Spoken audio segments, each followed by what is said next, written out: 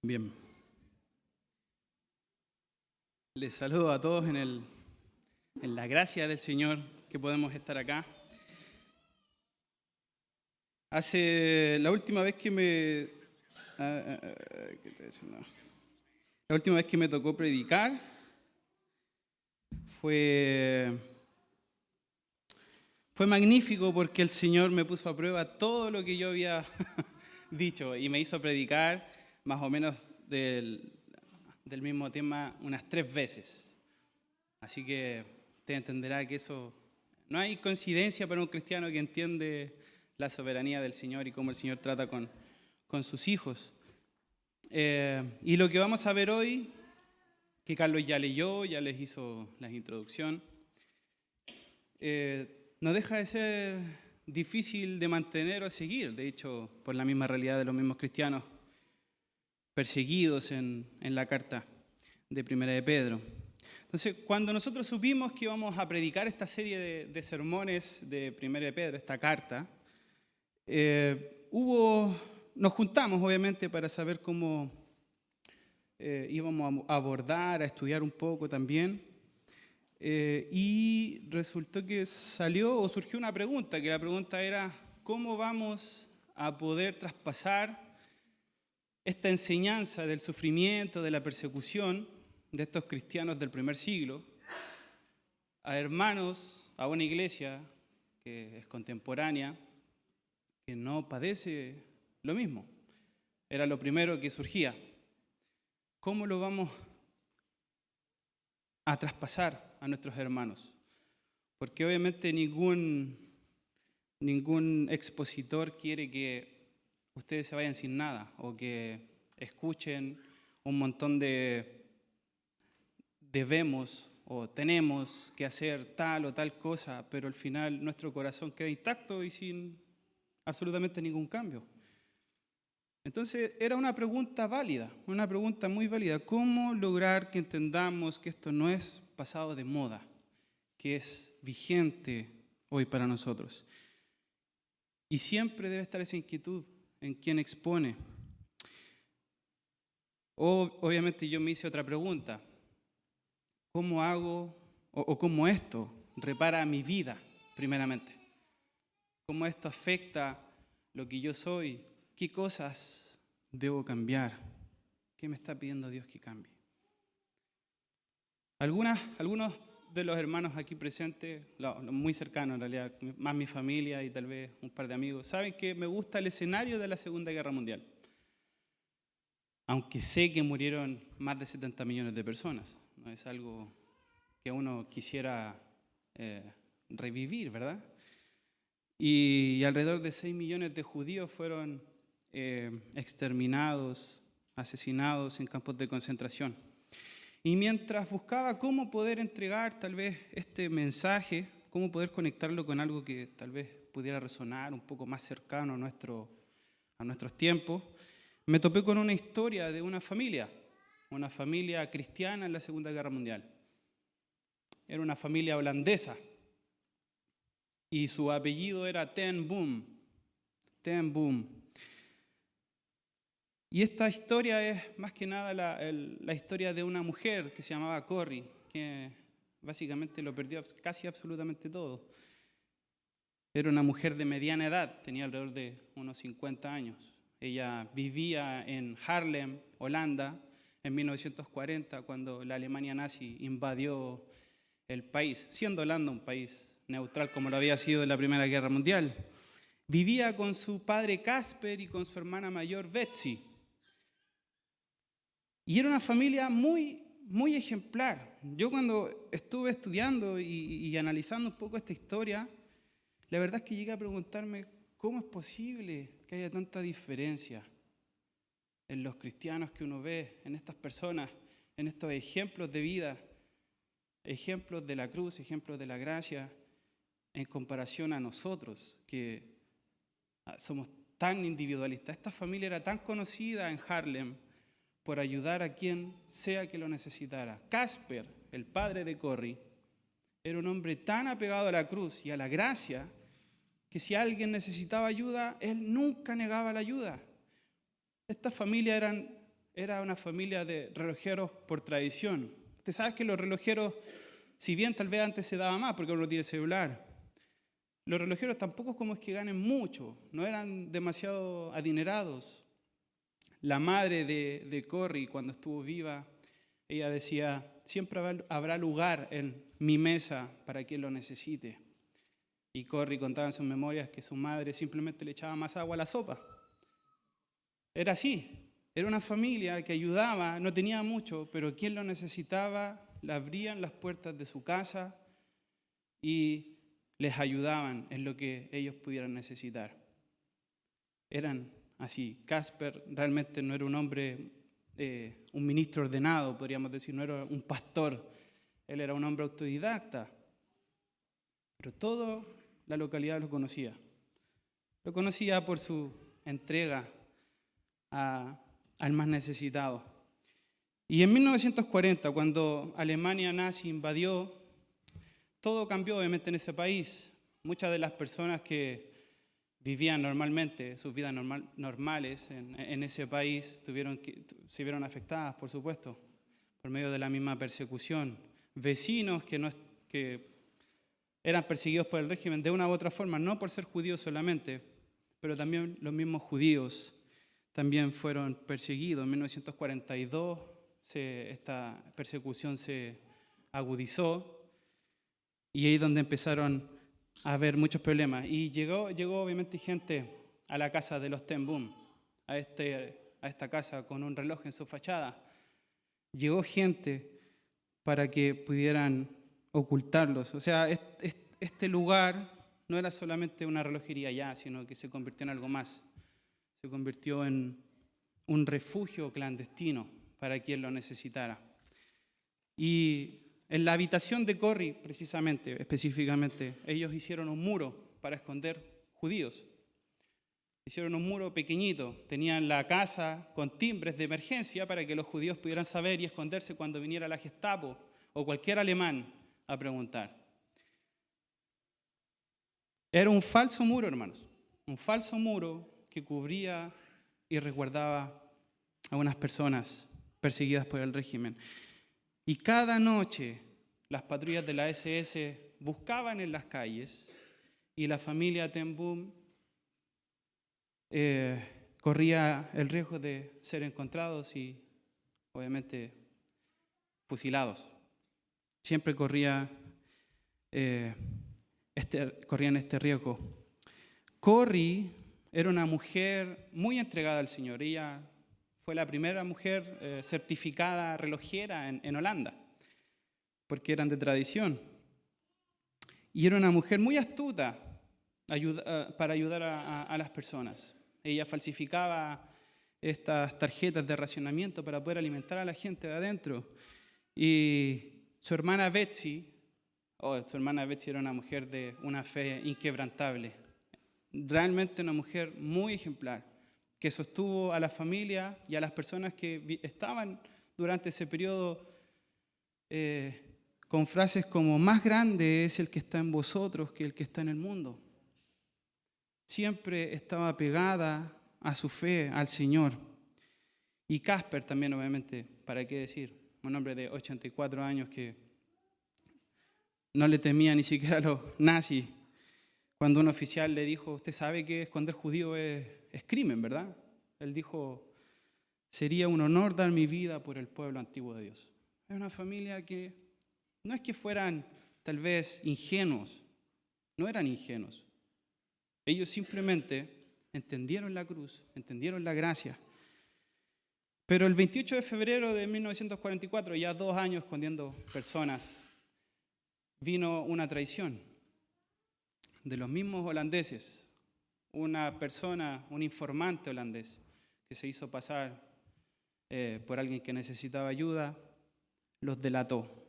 Y así allanaron su casa, detuvieron alrededor de unas 30 personas y se pudieron esconder 6 personas, 4 judíos y 2 miembros de la resistencia holandesa.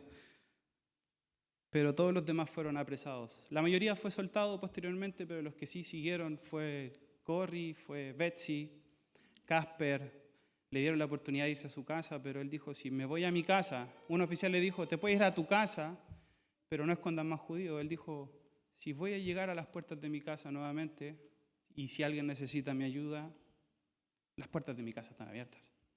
Así que no lo soltaron y murió 10 días después en prisión. Corrie y Betsy fueron separadas en prisión y posteriormente llevadas a un campo de concentración de que nadie quería ir, que todos habían escuchado, en Alemania, llamado Ravensbrück, un infierno de barracas heladas, infestadas de piojos, de pulgas. Había hombres también, pero todos fueron fusilados. ¿Y saben qué? Corrie pudo esconder una pequeña Biblia con la que hacía estudios bíblicos. Era como algo, una luz, decía ella, en medio de la oscuridad que estaban padeciendo. Todas las mujeres fueron despojadas, obviamente, de su dignidad. No era un lugar bonito en el que cualquier persona quisiera estar. Betsy, que era la hermana mayor, era una persona bien frágil y enfermiza. Así que no era posible para ella cumplir las labores que les pedían. Era muy difícil. Y a ella la golpeaban, y su hermana, viendo obviamente todo esto, queriendo desesperadamente ayudar, no podía.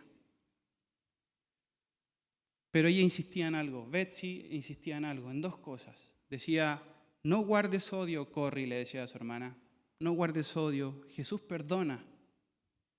Y nosotros también debemos hacerlo. Imagínense, siendo golpeada día tras día.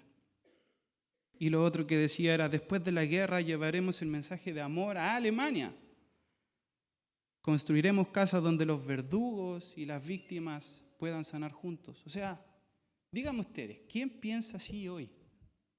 ¿Qué cristiano piensa de esta forma, sufriendo lo que ellos sufrieron?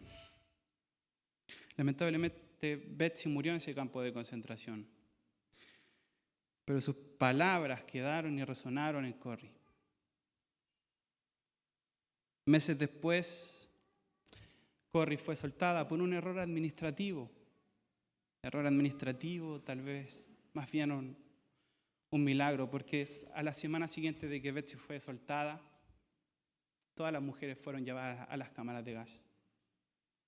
Todas. Esta historia de Corrie no es solo un relato histórico, hermanos, de la Segunda Guerra Mundial. No es solo un relato más como la lista de Schindler o otras personas que ayudaron a judíos a esconderse. No es solo un relato histórico. Es un espejo de lo que vamos a ver hoy. En el pasaje que nos vamos a centrar, que está en 1 de Pedro 3, versículo 8 al 12. Aquí Pedro escribe a creyentes bajo el Imperio Romano y les insta a vivir como linaje escogido y nación santa. Eso está en el capítulo 2, versículo 9.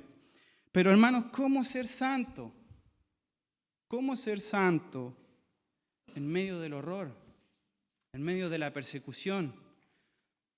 ¿Cómo sostener una compasión o la compasión cuando el mundo justifica la venganza? Los versículos que veremos hoy sean todos de un mismo sentir, dice el versículo 8. No pagues mal por mal, más bien bendigan. El que quiera amar la vida, busque la paz. Pedro no escribe desde la teoría. No es solo algo que él les enseñó y no lo vivió. Pedro mismo negó a Jesús. ¿Recuerdan? Él negó a Jesús. Pero después de la resurrección, entendió que la gracia no solo perdona el pecado, sino que reconstruye nuestra identidad o la construye en una nueva identidad. Por eso este pasaje no hallamos, hermanos, un deberías hacerlo, un tienen que hacerlo. Más bien lo que vemos aquí es un pueden hacerlo. Están capacitados. Puedes amar al enemigo, puedes bendecir en lugar de maldecir, puedes buscar la paz ahora lo pueden hacer. Esta casa tenía un reloj en la fachada que marcaba las horas en medio de todo el sufrimiento, de los bombardeos, de la persecución. Pero este pasaje nos llama a ser un testigo del tiempo de Dios en un mundo que está desincronizado por el odio. Usted pensará de que estas historias tal vez no tienen mucho que ver con nuestra realidad, porque nosotros no estamos siendo perseguidos de esa forma. No es un llamado a la ingenuidad, es la locura de la cruz. ¿Qué es la locura de la cruz? Creer que en Cristo hasta el enemigo más vil, más perverso, puede ser tocado por la gracia. Eso es locura. Eso es locura. Y eso es lo que vamos a ver hoy. Y quiero que nos preguntemos, siempre hago hartas preguntas para que vayamos analizando nuestra vida, nuestro espíritu, nuestra forma de pensar. ¿Qué muros secretos de compasión estamos construyendo en nuestra iglesia? ¿Qué cosas estamos haciendo compasivamente con el prójimo y estamos construyendo en nuestra iglesia, en nuestra comunidad? ¿Y qué milagro también de perdón necesita fluir como un río inesperado desde nuestras manos heridas hacia las de aquellos que han sido dañados o los que nos han dañado? Y hermanos, la respuesta, esto es un spoiler, la respuesta no está en nuestra capacidad, por supuesto, sino en aquel que desde una cruz declaró: consumado es. Vamos a orar. Señor, te doy gracias, Padre, por este momento. Padre, te pido que tú puedas guiarme. Obviamente, sabes que a veces las personas que se paran acá y exponen tu palabra parece ser que fueran mucho más espirituales que el resto, Señor, y lejos está de la realidad. Señor, somos solo utilizados por ti, por tu gracia. Somos hombres imperfectos, Señor, que solo buscan, Señor, tu verdad y querer explicarla, Señor, al resto de la forma más fiel, Padre, posible, sin sacar ni doblar nada, Señor, de tus palabras. Te pido que tú puedas utilizarme, Señor, pueda también ayudar a mis hermanos a entender, Padre, el mensaje y que pueda quedar en su corazón, Padre. Te pido esto en el nombre de Cristo Jesús. Amén. Bien, yo sé que les han dado mucho contexto histórico, bíblico, acerca de esta carta. Obviamente, naturalmente pasa cuando uno estudia por una serie de predicaciones. Pero el contexto está en 1 Pedro 2:11, que dice: queridos hermanos, les ruego como extranjeros y refugiados, esta es la versión NTV, extranjeros y refugiados. Es algo que siempre hemos estado escuchando, predicación tras predicación. Nuevamente tenemos que volver, porque tiene mucho que ver con nuestra identidad para poder soportar. Pedro no escribe a una iglesia en un suburbio tranquilo, no está escribiendo a una iglesia como en Melipilla, que no los vienen a perseguir con palos y estacas y antorchas, obviamente. Él escribe a creyentes esparcidos por Asia Menor, que obviamente hoy es Turquía, o territorios de Turquía. Eran comunidades pequeñas, marginadas, por tres razones. Por tres razones. La primera razón es religiosa, la segunda razón es social, la tercera razón es cultural. ¿Por qué religiosa? Porque ellos rechazaban adorar al emperador romano como señor. Eso es lo que pasaba. Lo que los hacía sospechosos ¿de qué? De traición. Por supuesto. Social, la razón social, su ética sexual, hermanos, los hacía ver como fanáticos. ¿Por qué? No sé si ustedes saben o han visto películas de Roma o series de Roma. Ellos tenían una cultura muy sexualizada. Ellos, de hecho, hacían rituales de prostitución. Los cristianos, obviamente, no participaban en eso. Y la razón cultural, el hermano Carlos mencionó a este historiador Tácito, un romano, que él acusaba, por ejemplo, a los cristianos de odiar el género humano. ¿Se imagina eso? Los cristianos odian al género humano por negarse a integrarse plenamente a la sociedad. Si usted ve esto y usted compara esto con lo que pasa hoy, ¿cree que estamos lejos? ¿Cree que no estamos padeciendo lo mismo? Recuerden, no es una persecución abierta todavía. Estamos en el siglo I. Estamos siendo perseguidos. Ellos estaban siendo perseguidos por estas cosas, principalmente. ¿Son parecidas a las cosas que estamos padeciendo hoy? ¿Sí o no? Religiosas, sociales y culturales. Nos dicen fanáticos. Creen que odiamos tal vez a las otras personas por no aceptar tal vez su cultura o su forma de pensar. Ya sea un ejemplo, por ejemplo, el tema de la identidad de género. Piensan que nosotros odiamos a las personas, nos dicen odiosos, ¿verdad? Al igual que ellos. Entonces, no son cosas muy alejadas de nuestra realidad. Estos cristianos eran vistos como enemigos del sistema. Eso era lo que pasaba. Su crimen era amar a un rey invisible. Ese era su crimen. Amar a un rey invisible en un imperio que exigía lealtad absoluta al César. Tal vez hoy no tenemos un emperador, pero sí tenemos esta cultura y al príncipe de las tinieblas que está operando, ¿cierto? Hay una paradoja. Pedro les recuerda quiénes son. Él les recuerda quiénes son. Capítulo 2, versículo 9, dice, linaje escogido, real sacerdocio, nación santa. Eso es lo que son. Pero también les dice, ustedes son extranjeros y peregrinos. Una paradoja, ¿verdad? Le dice que pertenecen a una nación, pero les dice también que son extranjeros y peregrinos. Lo que quería decir que eran ciudadanos del cielo, en una tierra que los trataba como parias. Los parias son esas personas que son rechazadas por la sociedad, incluso expulsadas. Hermanos, la familia Ten Boom escondía a judíos en una casa con un reloj en su fachada. Los cristianos del siglo I vivían en una tensión constante. Eran visibles en su servicio, pero invisibles en su verdadera lealtad. Y hermanos, déjeme decirle que el mayor riesgo de los cristianos en el primer siglo no era tal vez la muerte, no era la persecución abierta, sino la tentación a asimilarse a su mundo, a su cultura. Ese era el mayor riesgo del cristiano. ¿Por qué no quemar incienso al César? Total, es solo un ritual. ¿Por qué no callar ante la injusticia?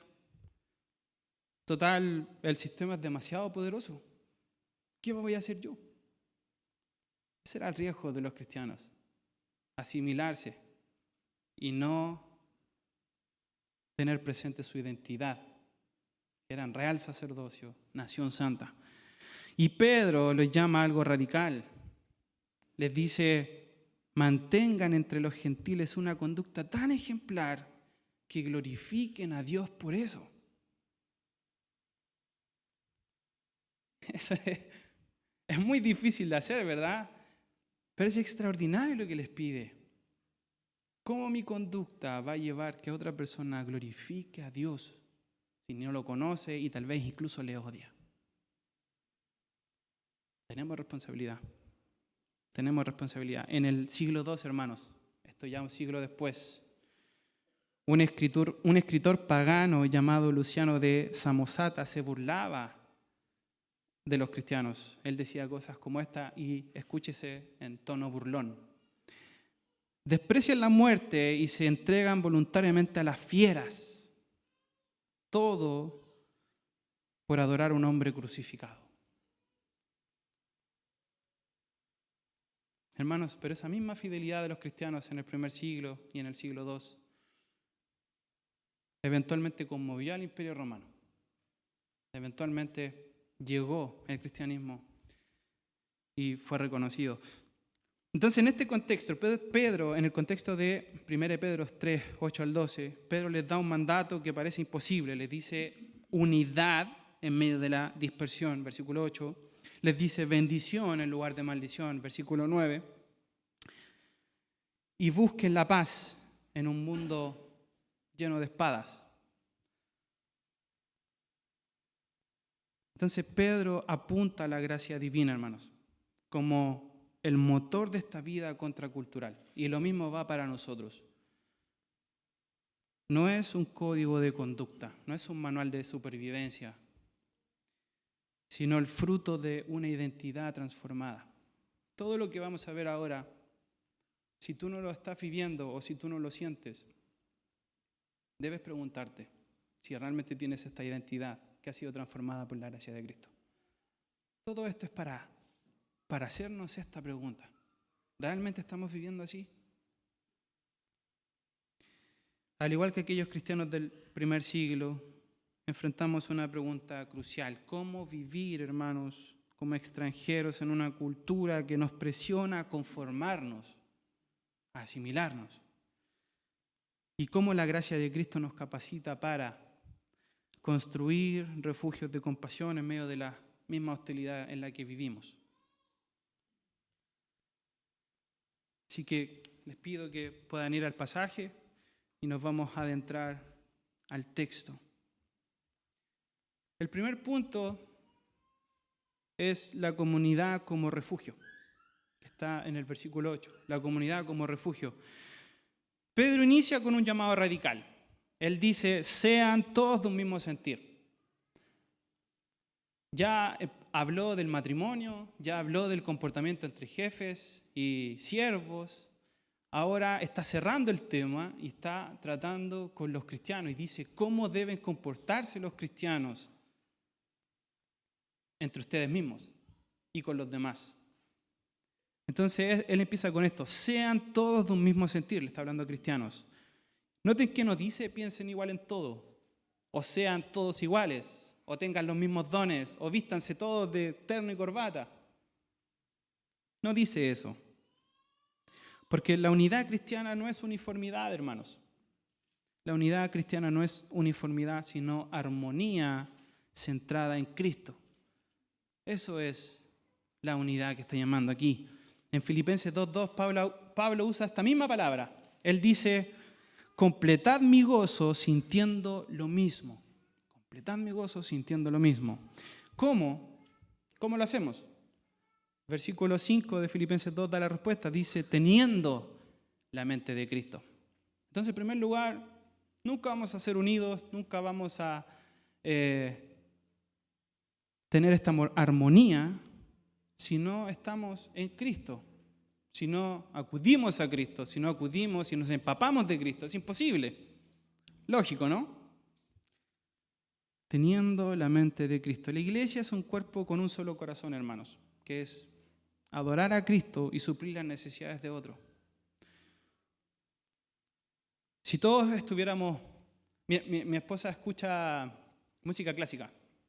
Le gusta mucho la música clásica. Y cuando yo me pongo a escuchar esta música, realmente no sé cómo es posible que lleguen a una composición tal que pueda conmover a las personas o armar todas las piezas musicales de todos los instrumentos. Imagínense ustedes, son un instrumento diferente. Cada uno tiene un instrumento, ya sea cello, trompetas, violines, pero todos tocando en un tono diferente, con notas diferentes. Imagínense eso. ¿Cuál sería el resultado de eso? Caos. Sería horrible. Tanto así que la gente de afuera que se quiera acercar tal vez a la iglesia o que va pasando por fuera, obviamente van a salir arrancando y nunca se van a querer acercar a este lugar. Pero imagínense ustedes que todos estuvieran tocando en el tono correcto y tocando las notas correctas, siguiendo la pieza musical hecha por el líder de la orquesta. ¿Qué es lo que sucedería? Tendríamos armonía, una pieza musical tal vez hermosa, y como yo me pregunto, la gente también se preguntaría, ¿cómo es posible que suceda esto? ¿Cómo es posible que haya esta armonía con tantos instrumentos diferentes, con tantas piezas musicales? Sería algo que no podríamos explicar ni siquiera nosotros, hermanos. Y no lo podemos explicar, porque es gracia del Señor.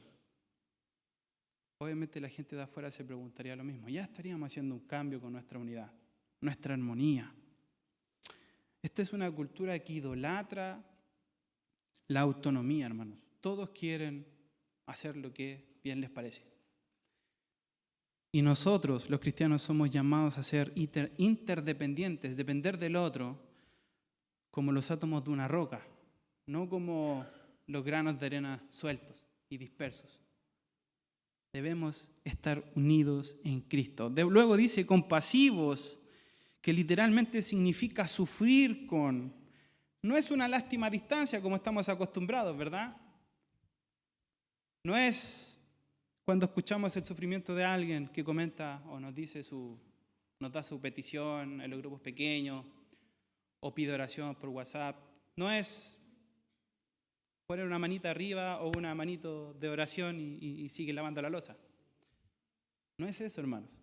Acá Pedro está diciendo que es literalmente sufrir con. Yo hasta hace un tiempo me costaba mucho conectar con las otras personas, con los hermanos, para ser sincero. Mi personalidad, tal vez, todo lo que viví, no sé, o tal vez simplemente mi naturaleza caída. Me costaba mucho compenetrarme en el dolor de los demás. Hasta que nació Augusto. Fue algo raro. De ahí me empezaron a gustar las guaguas, empecé a sentir como un amor por mi hijo, obviamente, y veía todo el sufrimiento de forma diferente. Realmente fue diferente. Cuando Sofía y Abraham estuvieron pasando, y están todavía, pero gracias al Señor mejor, pasando por lo que estaban pasando, realmente yo me conmovía a lágrimas porque decía, qué triste que el niño esté sufriendo de esa forma. No es por ponerme de ejemplo, porque no soy el mejor ejemplo, pero sí sentí esta compasión que está hablando Pedro aquí. Y eso es lo que nos pide, pero de todos los hermanos, con todos los hermanos. Ser compasivos no es enviar un mensaje por WhatsApp, hermanos. No es eso. Es dolerte con la persona. Es dolerte con el hermano. Si no tienes eso, si no tenemos eso, examínate. Examínate. Luego dice, amándose como hermanos, del griego Filadelfoi, amor que trasciende la sangre, es una elección activa de ver al otro como una familia. De aquí yo he escuchado a muy pocos hermanos que dicen, no, yo amo a mis hermanos como mi propia familia. A muy pocos hermanos. Cada uno tiene su familia, su círculo, sus preocupaciones, por supuesto, por supuesto. Pero que quiera anhelar que llegue el próximo domingo o el próximo miércoles para poder congregarse y estar con los hermanos, eso lo he escuchado de muy pocos hermanos. Y en la práctica uno puede verlo los días miércoles. ¿Cierto, hermano Carlos? Lo puede ver. ¿Quiénes quieren congregarse? ¿Quién quiere estar con los demás como si fuese su familia? Filadelfoi, amor que trasciende la sangre. Es una elección activa de ver al otro como familia. En el Imperio Romano, en la cultura de los cristianos del primer siglo, la palabra hermano solo se usaba en la familia biológica, por supuesto. Los cristianos, la iglesia, revolucionó esta palabra a tal punto que un esclavo y su amo podían ahora ser hermanos, podían ser familias. Los cristianos llevaron este término de forma universal. Ahora todos podemos ser de una misma familia y podemos tratarnos como familia y vernos como familia. Luego dice misericordia, que literalmente quiere decir buenos intestinos, buenos intestinos. En la cultura hebrea, hermanos, las enseñanzas simbolizaban el amor más profundo, las entrañas simbolizaban el amor más profundo, como el padre del hijo pródigo, cuando vio a su hijo que se había gastado todo, obviamente había pecado y había hecho de su vida y había rechazado a su padre. Aún así el padre corrió en amor hacia su hijo. Eso es esto que es misericordia. buenos intestinos, tener un amor real. Los antiguos decían que el corazón era el asiento de las emociones. El corazón es donde nosotros sentimos las cosas realmente, porque podemos decir, te quiero, pero en mi corazón puedo decir, te veo mañana.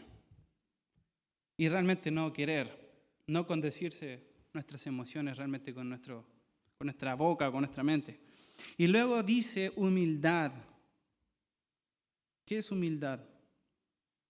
Algunos dicen que es baja autoestima o pensar poco de sí mismo o menospreciarse. Hermanos, eso no es. La humildad es liberarse de la esclavitud del ego, del yo. San Agustín de Hipona dijo, el orgullo no es grandeza, sino hinchazón, y la hinchazón parece grande, pero no está sano. No está sano. La humildad no es pensar poco de uno mismo, hermanos. La humildad, o tampoco tener baja autoestima. La humildad es pensar menos en uno mismo y pensar más en el otro. Eso es ser humilde. Pensar menos en ti mismo, en tus necesidades, y pensar más en el otro. En la casa de esta familia que les relaté al principio, habían judíos, ateos y también cristianos. Y compartían un mismo techo. No había acuerdo en todo, por supuesto, en sus creencias, en sus costumbres, pero sí había un propósito en común. Y este propósito era proteger la vida a toda costa. Betsy, que era la hermana de Corrie, la hermana mayor, llevó esto al extremo al dar gracias incluso por los piojos y las pulgas que infestaban estos barracones. Yo les dije, ella era una mujer muy ejemplar. Pero ¿saben qué sucedía? Esto que parecía tal vez una maldición. Estas cosas, estos piojos y las pulgas mantenían lejos a los guardias. Los guardias no se acercaban a los barracones. ¿Y qué es lo que pasaba? Es que Corrie con Betsy, con su pequeña Biblia que habían escondido, podían realizar un estudio bíblico con todas las mujeres que estaban ahí y llevar el evangelio en medio del horror. ¿Se dan cuenta?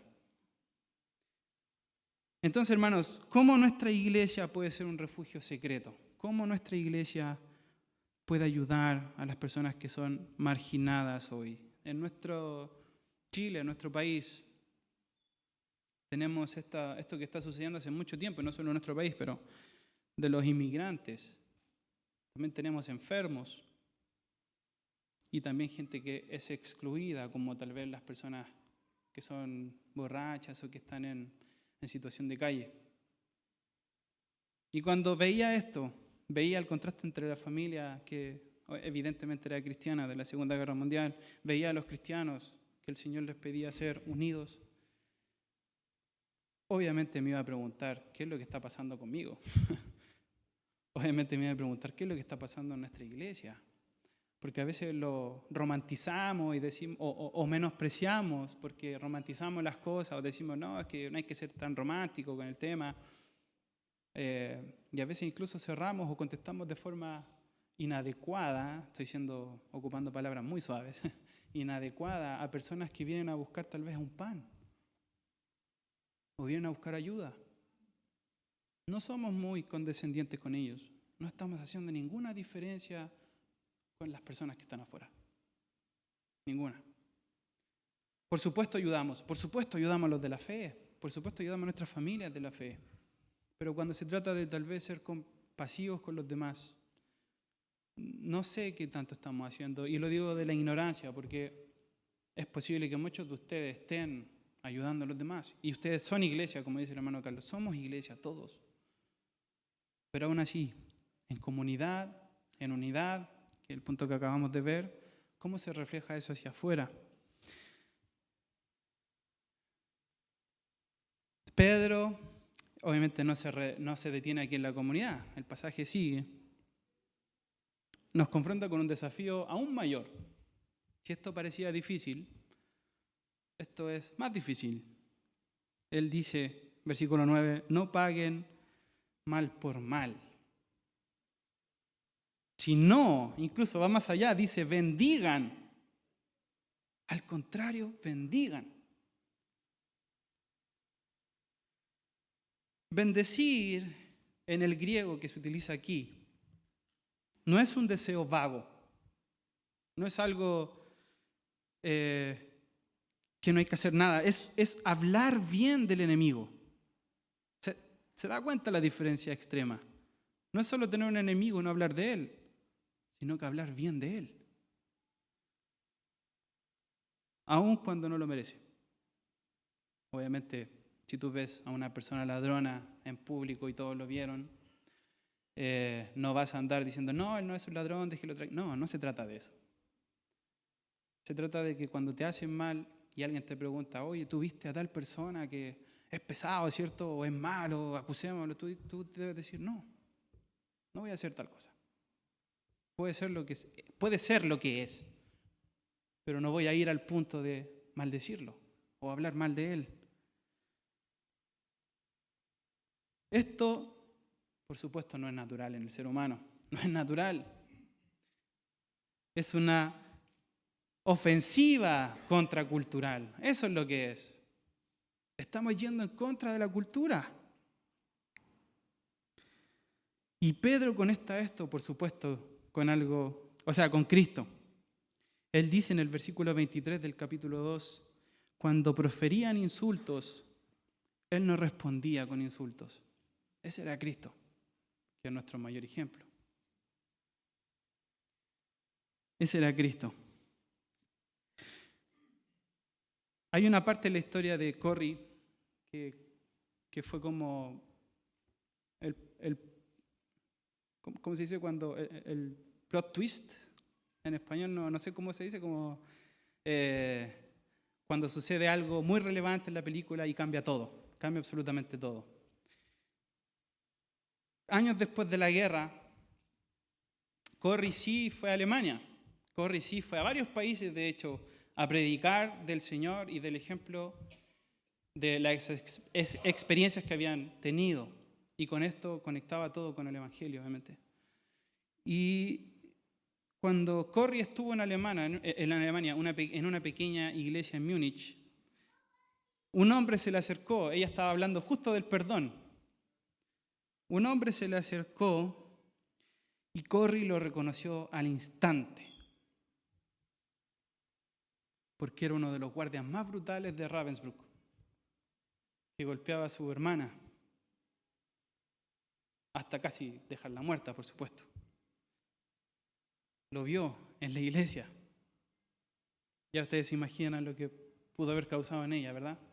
Un hombre que ayudó a que su hermana muriera. Era uno de los guardias más brutales. Y él le dijo lo siguiente, se le acercó con una sonrisa nerviosa, le extendió su mano a Corrie y le dijo, Fraulein ten Boom, me alegra que Jesucristo haya perdonado mis pecados. Y le preguntó, ¿me perdonarías tú también?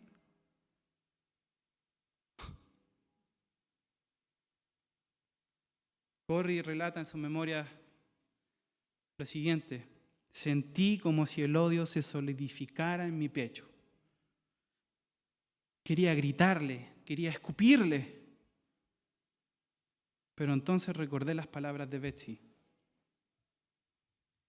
Y en silencio clamé, Jesús, ayúdame. Jesús, ayúdame. Luego mecánicamente extendí mi mano y en el momento en que tocó la suya, algo increíble ocurrió.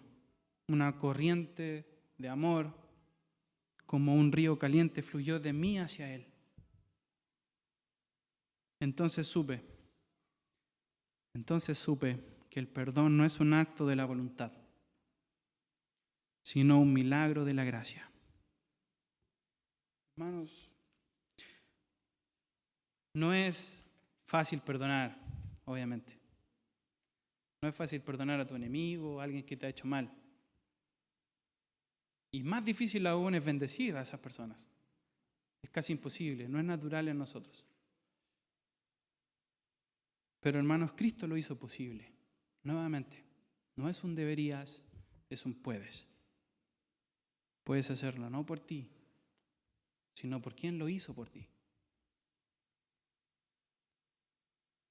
¿A quién necesitas bendecir hoy? Hablar bien de él, orar por él, aunque te haya herido.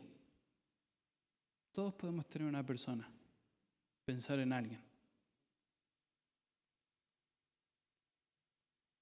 ¿Cómo el recordar que Cristo te perdonó primero te libera para perdonar? ¿Cómo?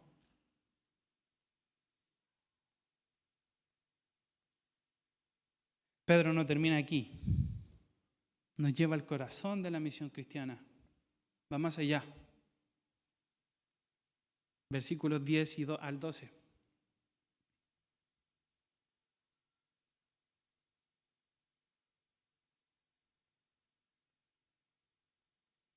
Versículos 10 al 12 dice, en efecto, perdón, estoy en la versión NBI.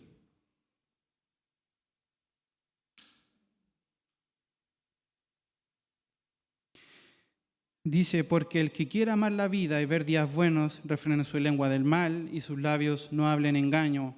Apártese del mal y haga el bien, busque la paz y sígala, porque los ojos del Señor están sobre los justos y su oído atento a sus oraciones, pero el rostro del Señor está contra aquellos que hacen el mal.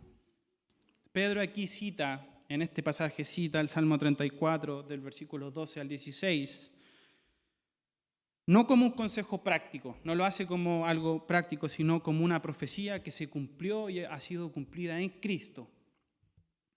En el Antiguo Testamento, el salmista prometía que buscar la paz, que en el hebreo es shalom, usted ha escuchado esa palabra, heredaría a la persona bendición si buscaba esta paz y largura de días. Pero Pedro, escribiendo a cristianos perseguidos, redefine esta promesa y le llama la vida buena, que no es prosperidad terrenal, sino participación en la paz escatológica de Cristo, en la paz de Cristo. Versículo 10, apartar su lengua del mal. El término en el Salmo 34, en hebreo, significa guardar celosamente, como un vigía resguarda o protege su fortaleza. De esa forma guarda la paz. Y Pedro traduce esto al griego como alguien que debe cesar algo de manera definitiva. No es solo evitar mentiras, sino erradicar el chisme por completo, que es el veneno que corroe mayormente las iglesias. No es casualidad de que el liderazgo obviamente haga tanto hincapié en esto, hermanos. Porque el chisme realmente puede corroer una iglesia. Buscar la paz y seguirla, versículo 11, dice, el verbo hebreo que es vakash y su equivalente griego que es seteite significan perseguir con intensidad, como un hambriento busca pan o como un cazador acecha a su presa. De esa forma, la paz, este hebreo shalom, nuevamente, no es ausencia de conflicto, hermanos, no es ausencia de conflicto, sino plenitud relacional, física y espiritual. No sé quién de aquí tiene familias grandes. Yo tengo, pero no comparto mucho con mi familia, con familia de mi papá o de mi mamá. Pero de más que todo hemos estado en alguna ocasión, en algún punto de nuestras vidas, tal vez en un asado familiar, ¿no?, donde todos parecen estar bien. Todos parecen tener buena relación, se ríen, comparten, pero por dentro El papá tiene algo contra el hijo tiene algo contra la hermana, la prima no soporta a su primo, etc. Puede suceder algo así, ¿verdad?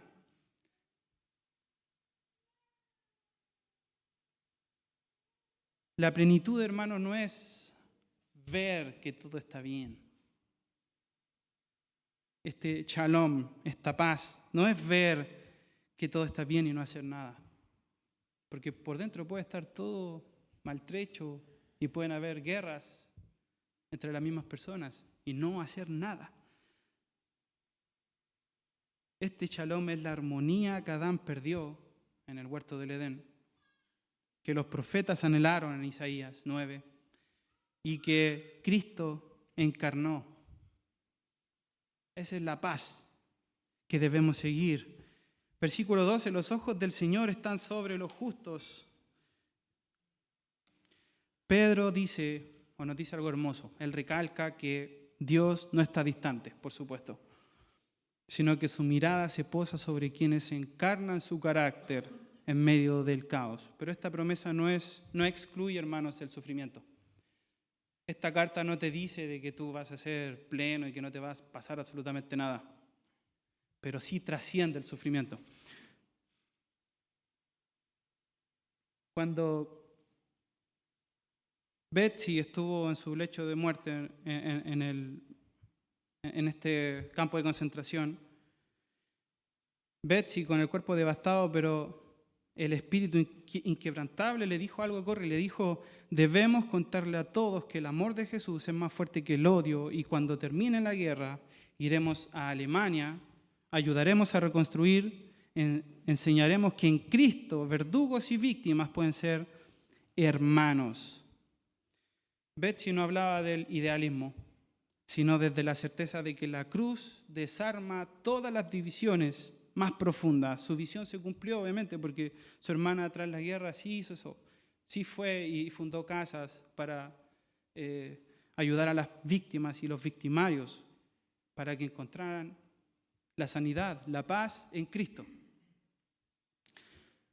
Entonces, ¿cómo podemos ser embajadores de esta paz en un mundo que está en guerra, está lleno de conflicto?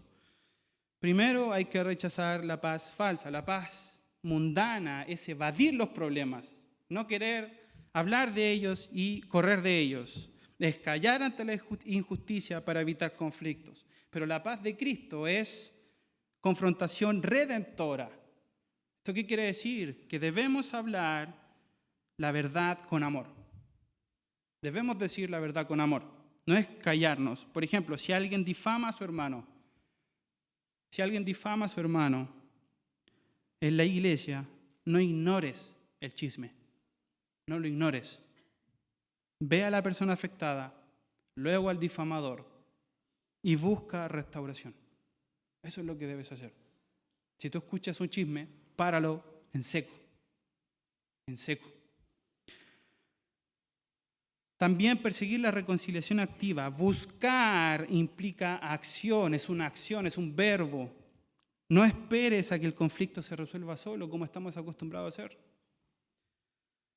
Identifica una relación rota y párala, o ve y trabaja en ella, ya sea en tu familia, en tu trabajo, en la iglesia incluso. Da el primer paso. Envía un mensaje, ofrece una disculpa, o simplemente pregunta ¿cómo estás? ¿Cómo estás? ¿Estás afectado por lo que está pasando? Tercero, ser puentes, no muros. Ser puentes, no muros. En temas polarizantes, usted sabe que Chile es un país muy polarizado por ideologías o por formas de pensar, ya sea política, acerca de las razas, acerca de las doctrinas secundarias, incluso en la iglesia. El cristiano no debe ser neutral, pero tampoco tribal. Entonces, hermanos, estamos más dispuestos a ganar una discusión por Facebook, por Instagram, por Twitter, que ganar el alma de un cristiano. Es una pregunta que debemos hacernos. Y recordemos también que la paz no es un logro humano, sino un don del Señor. Como dijo San Agustín, nuestros corazones están inquietos hasta que descansen en ti, hermanos. Para ir terminando, la misión de buscar la paz no es un esfuerzo moralista, no es algo que simplemente es moralista, es un acto de fe en que Cristo, el príncipe de la paz, ya reconcilió todas las cosas en sí mismo.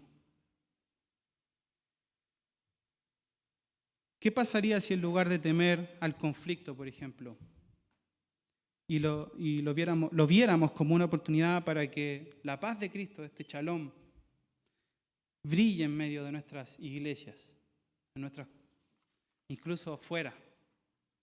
Dejamos pasar tantas oportunidades. Y el último punto, ya terminando, es, obviamente, todo esto está conectado con el Evangelio. Nada está fuera del Evangelio. Cristo es el refugio definitivo.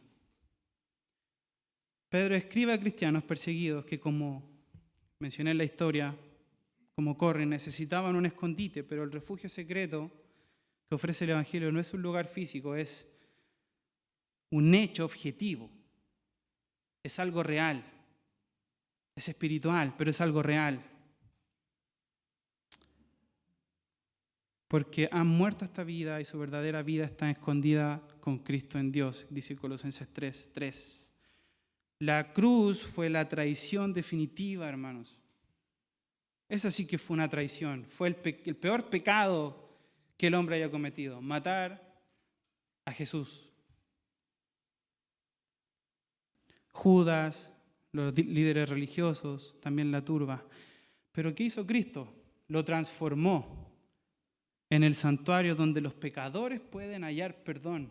Eso es algo impresionante, es algo glorioso. La unidad y compasión que Pedro exige solo son posibles si estamos arraigados en Cristo. Él es el fundamento, el refugio de la iglesia. Fuera de Él nuestras relaciones son frágiles. En Él son indestructibles. Solo en Él. Cuando Corrie perdonó al guardia, no fue por un acto de heroísmo, sino un eco del perdón cósmico que Jesús pronunció en la cruz. Padre, perdónalos, porque no saben lo que hacen. Perdonar significa liberar una deuda. En la cruz, Cristo no solo perdonó, se convirtió en el perdón. Él absorbió la deuda del pecado y al resucitar nos dio el poder para perdonar como Él lo hizo. Podemos hacerlo. Nuevamente podemos hacerlo. En Efesios 2:14, Pablo llama a Jesús nuestra paz, la paz de Cristo. No fue un tratado diplomático, fue una reconciliación violenta. ¿Por qué fue una reconciliación violenta? Porque Él destruyó la barrera de enemistad entre Dios y el hombre, y entre hombre y hombre también, no con palabras, sino con su cuerpo desgarrado. No fue algo pacífico, hermanos. La paz bíblica no es ausencia de conflicto, sino presencia de una justicia restaurada en nosotros. La vida que Pedro describe, esta unidad entre los cristianos, el perdón que debemos dar los cristianos a los demás y también esta paz que debemos buscar, no es un ideal inalcanzable, no es algo que no podamos hacer, es el fruto natural de una identidad sobrenatural. Es el fruto natural de una identidad sobrenatural. Así como un manzano no se esfuerza por dar manzanas, sino que las da naturalmente. El cristiano no se esfuerza por amar, perdonar o practicar estas cosas. Son evidencias, hermanos. Son evidencias de que Cristo vive en nosotros. Si no las tienes, si te resulta demasiado imposible o difícil de hacer, tan difícil que al punto de no hacerlo nomás, pregúntate si Cristo está en ti. Pregúntate. Hermanos, el Evangelio no es una teoría. No es una teoría.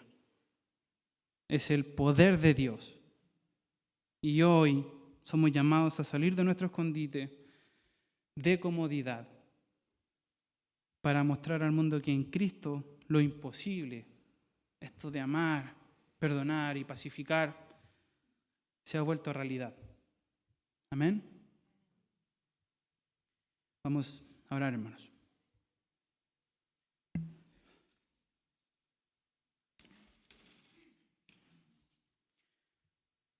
Señor, te pido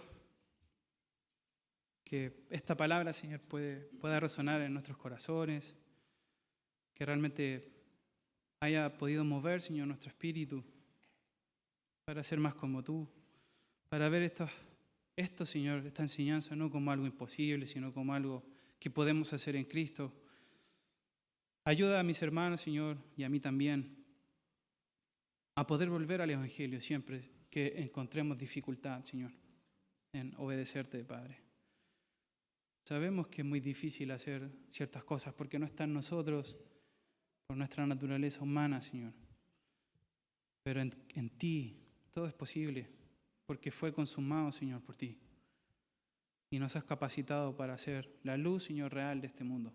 No simplemente una iglesia más en medio de Melipilla que vive a puertas cerradas. Ayúdanos, Padre, a que estas palabras puedan resonar en nosotros y danos la gracia necesaria para poder seguir siendo santificados, Señor, y poder seguir siendo como tú. Transforma nuestras vidas, Señor, y sácanos de nuestra comodidad. Gracias te damos. En el nombre de Cristo Jesús. Amén.